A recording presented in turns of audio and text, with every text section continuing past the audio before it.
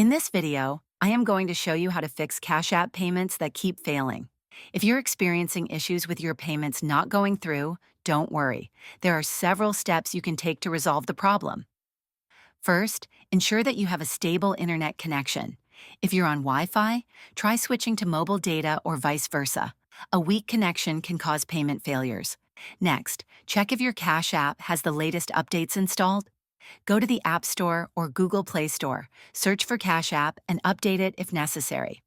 Outdated versions can lead to functionality issues. Another important step is to verify your account balance. Make sure you have enough funds in your Cash App balance or that your linked debit or credit card has available funds.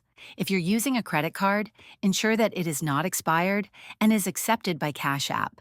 If you've recently made changes to your account, such as updating your payment method or changing your phone number, this could also lead to payment failures.